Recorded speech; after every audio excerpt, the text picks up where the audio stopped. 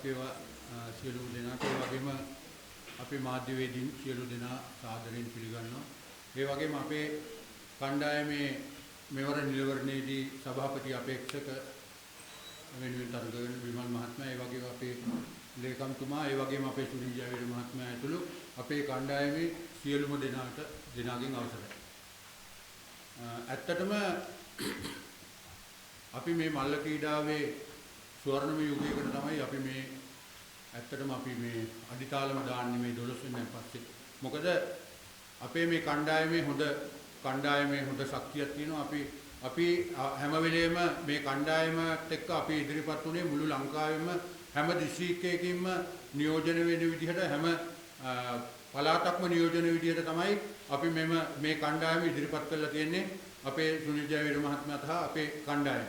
ඒ කියන්නේ අපේ ටීම් එක හොඳ මුළු ලංකාවම ආවරණ වෙන විදිහට තමයි හදලා තියෙන්නේ. හැබැයි වෙන පාරවල් වල තිබ්බේ මේ කිව්ව විදිහට ඉස්සලා කතා කරපු විදිහට කොළඹ දිස්ත්‍රික්කයට පමණයි තමයි මෙම සංගමය තිබ්බේ.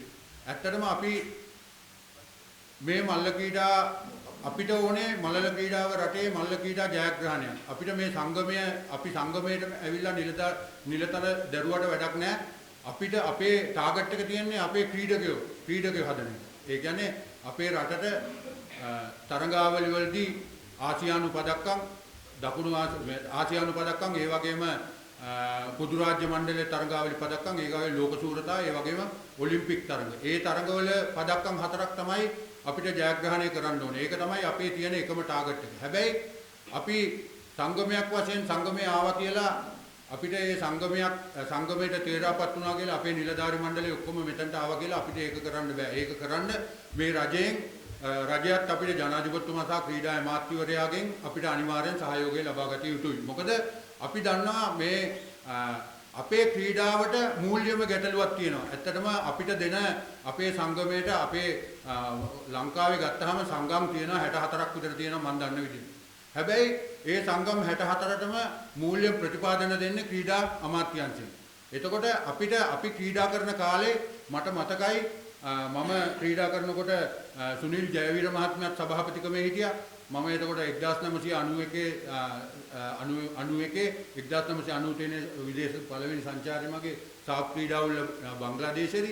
එතකොටත් හිටිය සභාපතිවරයා වශයෙන් සුනිල් ජයවීර මහත්මයා. අපි දන්නවා ඒ කාලේ මල්ල ක්‍රීඩා සංගමයට ආධාර වශයෙන් ආවා ජාතික ලොතරැයි මණ්ඩලයෙන් අපිට දෙයක් කරා. ඒ කියන්නේ මම දැන් කියනවා ජාතික ලොතරැයි මණ්ඩලයෙන් අපිට අපේ ක්‍රීඩකයෝ සන්තෝෂෙන් හිටියොත් තමයි අපිට ජයග්‍රහණය ලැබෙන්නේ. අපේ ක්‍රීඩකයෝ ලංකාවේ ඉන්න ජ්‍යෙෂ්ඨ ක්‍රීඩකයෝ ලංකාවේ දැන් තරඟවලට දීලා පදක්කම් ලබන්න ඉන්න ක්‍රීඩකයෝ ඔරවගෙන තරහෙන් වගේ ඉන්නවනම් අපිට ජීවිතේට පදක්මක් හම්බෙන්නේ නැහැ. අපේ ක්‍රීඩකයා සන්තෝෂෙන් තියන්න ඕනේ. ඒ ක්‍රීඩකයා hina වෙලා හිටියොත් තමයි අපි දිනන්නේ.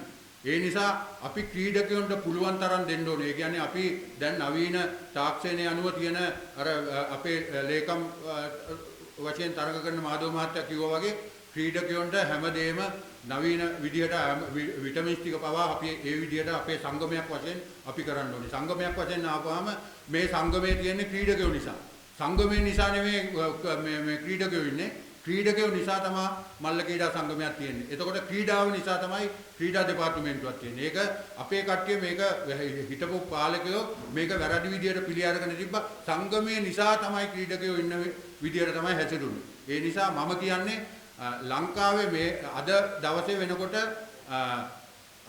එක ටිකට්පත් ජාතික ලොතරැයි මණ්ඩලයේ ටිකට් ලක්ෂ 25ක් විතර විකුණනවා. මං හිතන විදිහට ලක්ෂ 25ක් අනිවාර්යෙන් ලංකාවේ විකුණනවා. හැබැයි අපිට ওই ටිකට් එකකින් 725ක් ගත්තොත් කීයද? 725ක් ගත්තොත් අපිට දවසකට ලක්ෂ ගාණක් එනවා. 725ක් ගත්තොත් අපිට ලක්ෂ 5ක් 6ක් විතර එනවා. ලක්ෂ 25ක් විකුණුවොත් 725 ගාණේ අපිට මල්ල ක්‍රීඩා සංගමයට දෙනවා ලක්ෂ 6ක් විතර එනවා. එතකොට මාසෙකට එනවා කෝටි 2ක් 3ක් විතර එනවා. එතකොට අවුරුද්දකට කෝටි ගාණක්. ඔන්න ඕක තමයි පොඩි කේස් එකක් තියෙන්නේ. ඒක ජනාධිපතිතුමත් මැදිහත් වෙලා ක්‍රීඩා අමාත්‍යතුමත් මැදිහත් වෙලා. එතකොට අපිට ක්‍රීඩා අමාත්‍යාංශයෙන් සල්ලි අවශ්‍ය වෙන්නේ නැහැ. අපිට ජාතික ලොතරැයි මණ්ඩලයෙන් අපිට දෙනවා. අපි දන්න විදිහට ක්‍රීඩා වලට යනකොට තායිලන්තයේ අපිට මෙතන මාධ්‍ය ඉන්න කියන්න බෑ. මොකද ඒ කට්ටිය දුම්කල සමාගමෙන් තමයි ඒ කට්ටිය ක්‍රීඩාවට වෙන් කරන්නේ. මේ ක්‍රීඩාව ඔක්කොම ෆන්ඩ්ස් යන්නේ එතනින්. ඒ කියන්නේ ඒ බොන දුම් වැටියකින් තමයි ක්‍රීඩාව නඩත්තු කරන්නේ තායිලන්තයේම. ඒ හින්දා අපි ඒව දැක්ක අන්න ඒ හින්දා මම කියන්නේ අපිට අනිවාර්යයෙන්ම මේ ක්‍රීඩාව දියුණු කරනවා නම් අනිවාර්යයෙන්ම ක්‍රීඩකයන් සන්තෝෂ කරලා ක්‍රීඩකයන්ට හොඳ පුහුණුවක් දීලා විදේශ පුහුණුවක් දීලා අපේ ක්‍රීඩකයෝ ඉන්නවා හොඳ 10 දෙනෙක් ඉන්නවා හොඳ ස්පීඩ් 10ක් ඉන්නවා ඒ 10 දෙනාට දිගු කාලීන සැලැස්මක් අනුව අපේ මේ අපි ඉදිරියට පත් වෙන අපේ මේ සංගමයට අනිවාර්යෙන් අපේ සංගමයට වැඩක් කරන්න පුළුවන් දිගු කාලීන සැලැස්මක් හදලා අපි අනිවාර්යෙන් මේ ජයග්‍රහණය කරන්නම ඕනේ. ඒ නිසා අපේ පාසල් සංගම් වල අපි අපේ සංගම් වල ලොකු ප්‍රශ්න ගැටලු තියෙනවා. ඒ කියන්නේ පාසල් තරගාවලියේදී සුනිල් සර් පාසල් තරගාවලියේදී තියෙන අර මේ මාධව ලේකම් තරගාවලියේ මාධව මහත්තයා දන්නවා ඒ අර ලකුණු දෙන ක්‍රමය තනිකර වැරදි. පාසල් සංගම් වල දෙන ඒ හින්දා ක්‍රීඩකයෝ ප්‍රශ්න ඇති කර ගන්නවා. ඒ කියන්නේ පුහුණුකරුවෝ ප්‍රශ්න ඇති කර ගන්නවා. මම හිතන්නේ ඒවා තනිකර වෙනස් කරන්න ඕනේ. අන්න ඒ වගේ පරිපාලන ගැටලු වල ඒ ප්‍රශ්න තියෙනවා. ඒවා වෙනස් කරන්න ඕනේ. ඒ හින්දා අපි අපේ මේ කණ්ඩායම හොඳ කණ්ඩායමක්. ඒ නිසා අපි අනිවාර්යයෙන්ම මේක මම හිතන විදිහට අපි අනිවාර්යයෙන්ම මේක ජයග්‍රහණය කරන ඒකල අපි අපේ ප්ලෑන් එක තමයි මේ රටට ක්‍රීඩකයෝ හොඳ ක්‍රීඩකයෝ ඒ කියන්නේ හොඳ ඔය තරඟ හතරක් තියෙනවා ආසියානු තරඟාවලිය පොදු රාජ්‍ය මණ්ඩල තරඟාවලිය ලෝක තරඟාවලිය ඔලිම්පික් තරඟාවලිය ඔය තරඟවලදී තමයි අපි පදක්කම් ටාගට් කරන්න ඕනේ. ඕක තමයි අපිට තියෙන එකම හොඳම පදක්කම් ජයග්‍රහණය කරන සුදන්තිකාට පස්සේ සුගත් තිලකරත්නලා ඒ කට්ටියට පස්සේ අපි අනිවාර්යෙන් ජයග්‍රහණය කරවන්න ඕනේ. අපි එන්නේ ක්‍රීඩකයෝ හදන්නේ. අපි විදේශ සංචාරයන්ට අපේ නිලධාරි කවුරුත් එන්නේ නැහැ. අපේ එකම ටාගට් එක ක්‍රීඩකයෝ. ඒ නිසා අපි ක්‍රීඩකයෝ හදමු කියලා කියමින් සියලු දෙනාටම ස්තුතිවන්ත වෙමින් මම ඉහෙන්න යනවා. බොහොම ස්තුතියි.